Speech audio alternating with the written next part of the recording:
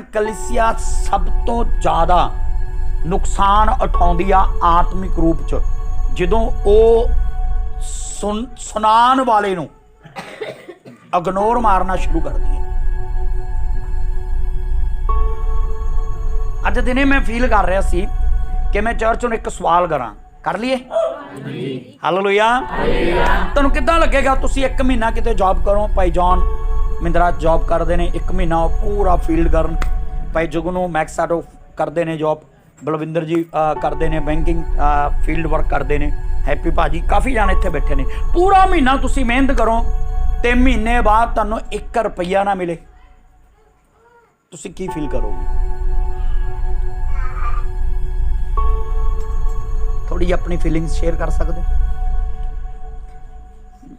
ਤੁਹਾਡਾ ਮੂਡ ਕਿੰਨਾ ਵਧੀਆ ਹੋਏਗਾ, ਤੁਸੀਂ ਕਿੰਨੇ ਖੁਸ਼ ਹੋਵੋਗੇ, ਕਿੰਨੇ ਆਨੰਦ ਹੋਵੋਗੇ ਤੁਸੀਂ, ਵਾਓ ਮੈਂ 1 ਮਹੀਨਾ ਕੰਮ ਕੀਤਾ ਔਰ ਮੈਨੂੰ 1 ਪੈਸਾ ਨਹੀਂ ਮਿਲਿਆ। ਕਦੇ ਤੁਸੀਂ ਪ੍ਰਭੂ ਦੇ ਸੇਵਕ ਬਾਰੇ ਸੋਚਿਆ? ਥੋੜਾ ਜਿਹਾ ਸੀਰੀਅਸ ਹੋ ਜਾਓ।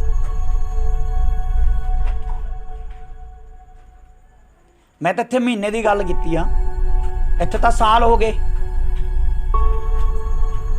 ਸਾਲ ਬੀਤ ਗਏ, ਸਾਲ। बेटा वो थोड़ा साइलेंट कराओ बच्चे, साल बीत गए तो तुहानू 1 महीने की पे ना मिले, 1 दिन की पे ना मिले, सवेर तो शाम तक तुसी काम करो, शाम नू तुहानू पे ना मिले, तुहानू पे ना किया जाए, तुसी किन्ने अपसेट हुंदे हो?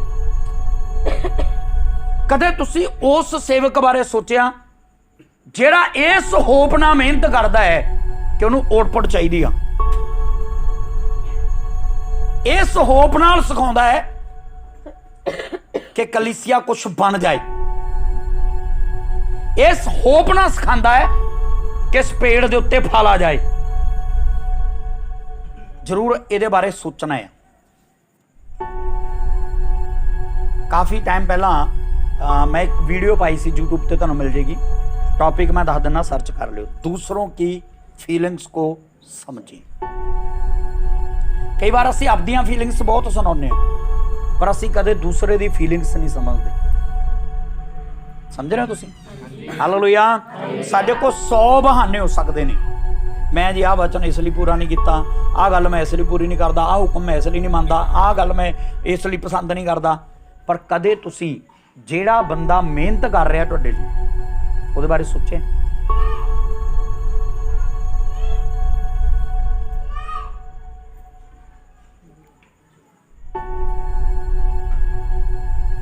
आइए असी एक वचन पढ़ांगे बाइबल चों, मैं ज़्यादा लंबा नहीं खिंचना चाहांगा। नीति वचन, हर एक जन अपनी बाइबल नूं खोले बड़े आदर दे नाल। ते मैं एक गल फिर वापस दोहराना चाहुंदा है, जदों कलीसिया चर्च अपने सुनाउण वाले नूं इग्नोर मारन लग जे, जे तुहाडे चों कोई भी इग्नोर कर रहा है, मैं कहूँगा तुसी प्लीज़, मैं हंबलता नाल रिक्वेस्ट कर रहा, ठीक है, मैनू कोई फर्क नहीं पैंदा, अजे तक नहीं पिया, पर मैं तुहानू कह रहा तुसी बहुत बड़े लॉस च जा रहे हो। ते तुहानू पता शैतान यही चाहुंदा है, यही चाहुंदा है शैतान, क्योंकि उन्हें पता है कि जे अपने पास्टर की रिस्पैक्ट करनगे, इहदा कहना मन्नणगे, जे इहदा कहना मन्नणगे, इन्हें कोई मेरी गल तो दसनी नहीं, ये प्रभु दीयां गल्लां दसू इन्हां नूं, ते ये प्रभु च वधदे चले जाणगे, प्रभु दी इच्छा नूं पूरा करन वाले बन जाणगे। ते तुहानूं लगदा शैतान चाहुंदा है कि तुसीं प्रभु दी इच्छा पूरी करो? बोलो नहीं जी। तुहानूं पता यीशु मसीह नूं किन्नी वार क्रूस तो थल्ले उतर लई कहा गया? किसी नूं याद आ? मैं प्रीच कीता होया 3 वार उस नूं कहा गया क्रूस तो थल्ले उतरा। ते 3 वार ही जो फास्टिंग दे विच सी यीशु मसीह, 3 वार ही शैतान ने उहदे कोलों वो अधिकार खोना चाहया जिहड़ा उहदे कोल पुत्र होण दा अधिकार सी। उन्हें ऑफरां सुट्टियां उहदे अगे ताकि वो गुमराह हो जाए ते परमेश्वर दा पुत्र कहलाण तो या उसदे अधिकार तो खाली हो जाए।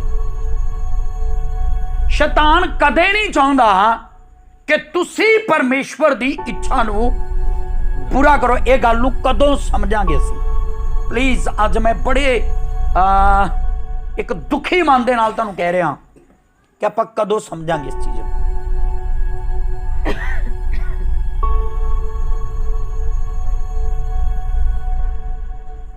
तुहानूं पता अगर चर्च का एक बंदा सही ट्रैक ते नहीं आ, मैं 99 नूं नहीं देखदा भी 99 सही ट्रैक ते नहीं, वो एक बंदा मेरे उपर एक बोझ बन जाता है ना, मेरे उपर ओदी एक चिंता आ जाती है ना। और ओदा कारण यह आ क्योंकि बाइबल दे विच लिखिया है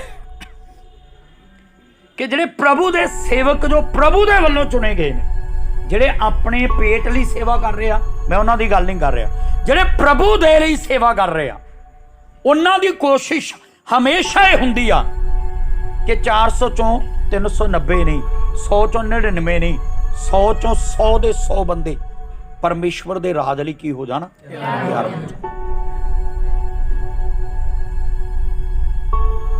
मैं किसी बारे नहीं जानता, पर मैं अपने लिए दावा कर सकदा क्योंकि मैं अपने आप च मैं पागल नहीं हाँ, मैं अपने होश हवास च, मैं अपने होश हवास च कह सकदा कि चर्च दे हरेक बंदे लिए, ईवन के छोटे बच्चों के लिए भी मेरी होप आ कि वह प्रभु दे राज्य लिए तैयार हो।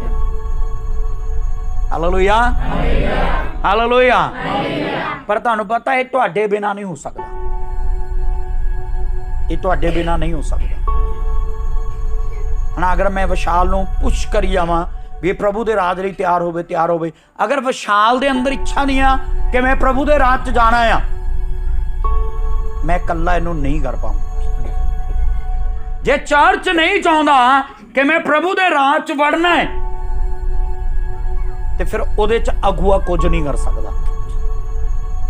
तानू अपने पास्टर नाल कॉम्प्रोमाइज करना पएगा है ना, इस गल नू समझना पएगा है ना, इस गल च तुहानू सलाह मननी पएगी है ना कि हाँ मैं प्रभु दे राज च जाना है। Hallelujah, hallelujah. नीति वचन 25 अध्याय, जल्दी ना खोलो जरा, 26 26 अध्याय 12 वचन पढ़ो। अज मैं बहुत एक मुद्दे ते गल करने वाला तुहाडे नाल, अगले मैं कोशिश करूंगा 15 तो 20 मिनट च समाप्त कर दीए। यदि तू ऐसा मनुष्य देखे, बाइबल कहती आ यदि तू ऐसा मनुष्य देखे। किन्ने किन्ने ने इत्थे नीति वचन पढ़िया, कहावतां हैगा कोई कहावतां पढ़ा? तुहानूं पता कहावतां ते उपदेशक, ये जो दो बुकां ने, ये बहुत ही बुद्धिमान मनुख ने लिखिया ने, जिन्होंने असीं सुलेमान के नाम तो जानते हैं। और तुहानूं पता उस बंदे ने निचोड़ कढ़ के, एवें नहीं लिखा उन्हें, निचोड़ कढ़िया उन्हें, हर चीज़ का उन्हें निचोड़ कढ़िया, हर चीज़ का एंड लभ्या उन्हें भी एंड की आ, ते उस तो बाद उन्हें लिखिया। हालेलुया।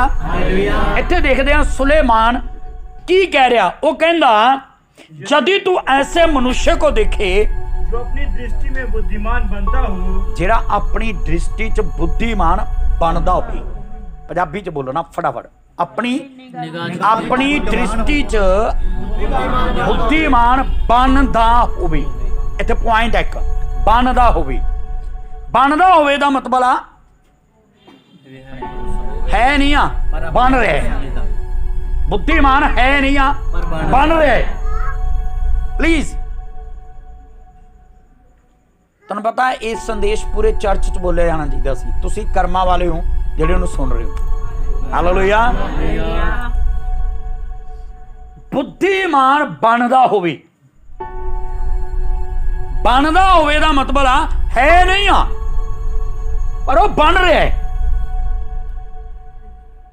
आई थिंक मैं संगरूर च किते प्रीच किया सीगा, आई थिंक गौरव के घरे। इंसान दा जिहड़ा बुद्धिमान बनना है अपनी समझ, परमेश्वर कहना मूर्ख है, ये मूर्ख बंदा है। जो असी सियाने बनते हैं ना अपनी समझ है ना, स्मार्ट बनते हैं, ओवर स्मार्ट, परमेश्वर कहना मूर्ख हाँ। ये मूर्ख इंसान आ। और मैं तुहानूं अज बस ये समझाना चाहना है कि कित्थे असीं बुद्धिमान बन जाते हैं। पर बाइबल कहती आ यदि तो ऐसे मनुष्य को जो अपनी दृष्टि में बुद्धिमान बनता हो, तो उससे अधिक आशा मूर्ख ही से है। हाँ, ऐसे मनुष्य को देखे जो अपनी दृष्टि में बुद्धिमान बनता हो, तो ऐसे उससे अधिक आशा बोलो थोड़ा जिहा इहनूं बहुत ध्यान नाल समझण दी कोशिश करो। सुलेमान कहंदा भी जिहड़ा अपनी नज़र च ओवर स्मार्ट बन रहा, बुद्धिमान बन रहा, भी उन्होंने लगता भी मैं ज़्यादा बुद्धिमान हाँ, तो सुलेमान कहता उहदे तो ज़्यादा आशा तुसी एक मूर्ख तो कर सकते हो।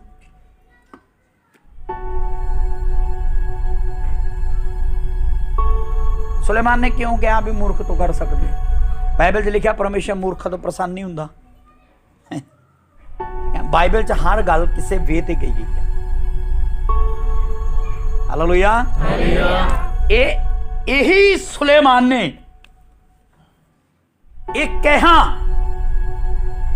कि मूर्ख जिहड़ा आ वो मगर लग जाता है।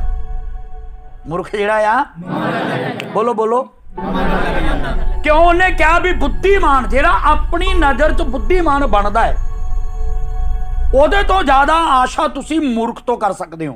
क्योंकि जिहड़ा अपनी नज़र च बुद्धिमान बनता वो किसी दी नहीं सुनता। उन्होंने कित्यों भी तुसी प्रकाश वाक्या तो प्रचार कर दो, उत्पत्ति तो लैके प्रकाश वाक्या तक सारी बाइबल जो प्रचार कर दो, किसी भी वे च समझा दो, किसी भी तरीके ना समझा दो, प्रैक्टिकल करके दिखा दो, पर जिहड़ा अपनी नज़र च बुद्धिमान आ उन्होंने किसी दी भाषा समझ कोई वे समझ नहीं आता। वचन नूं तुसी कित्यों भी किसी भी तरीके ना समझाने की कोशिश करो, उन्हां दे पल्ले नहीं पै सकदा, क्योंकि अपनी नज़र च की बन रहे ने, स्मार्ट बन रहे ने। अपनियां नज़रां च स्मार्ट जो बंदा बनदा आ ते फिर वो कदे भी किसी दी सुनदा नहीं आ। समझ आ रहा है तुहानूं? सारे बोलो हालेलुया हालेलुया। ते तुहानूं पता है किहड़ा इंसान है जिहड़ा अपनी नज़र दे विच अपने आप दे विच अपने आप नूं बुद्धिमान बनाउंदा आ जां बुद्धिमान दिखाउंदा आ, जां वो बनाउंदा ते दिखाउंदा आ, दोनों चीज़ां कह सकते आपां। बना लैंदा ते दिखाउंदा है भी मैं की हाँ, बहुत बुद्धिमान हाँ, मैं बहुत समझदार हाँ। तुहानूं पता ये चीज इंसान दे अंदरों आंदी कित्थों आ? ध्यान नाल सुनना। घमंड ते अणख, ध्यान नाल सुनना, अभिमान ते अणख।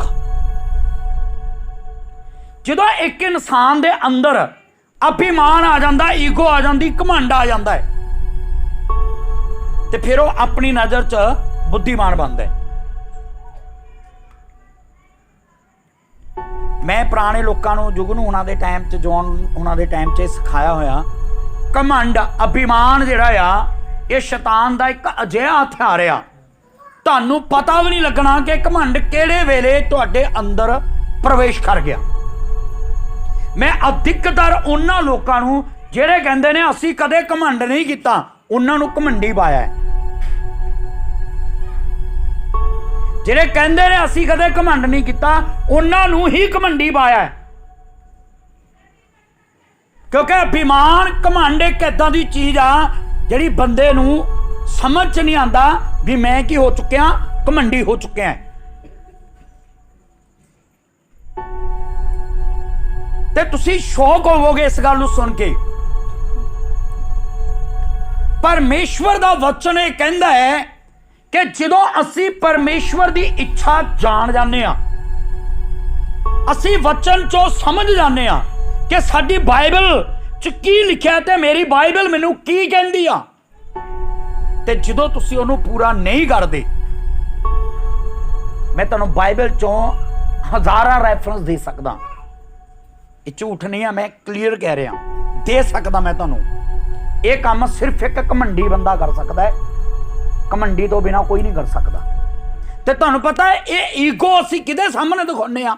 ਜਦੋਂ ਅਸੀਂ ਪਰਮੇਸ਼ਵਰ ਦੇ ਵਚਨ ਜਾਣਨ ਤੋਂ ਬਾਅਦ, ਉਹਦਾ ਸੰਦੇਸ਼ ਸੁਣਨ ਤੋਂ ਬਾਅਦ, ਬਾਈਬਲ ਨੂੰ ਹਰ ਪਹਿਲੂ ਤੋਂ ਜਾਣਨ ਤੋਂ ਬਾਅਦ, ਹਰ ਪਹਿਲੂ ਤੋਂ ਸਮਝਣ ਤੋਂ ਬਾਅਦ ਵੀ ਬਾਈਬਲ ਮੈਨੂੰ ਕੀ ਕਹਿੰਦੀ ਆ, ਬਾਈਬਲ ਮੈਨੂੰ ਕੀ ਕਰਨ ਲਈ ਕਹਿੰਦੀ ਆ, ਬਾਈਬਲ ਮੈਨੂੰ ਕੀ ਸਿਖਾਉਂਦੀ ਆ, ਬਾਈਬਲ ਤੋਂ ਮੈਨੂੰ ਕੀ ਸਿੱਖਿਆ ਮਿਲਦੀ ਆ।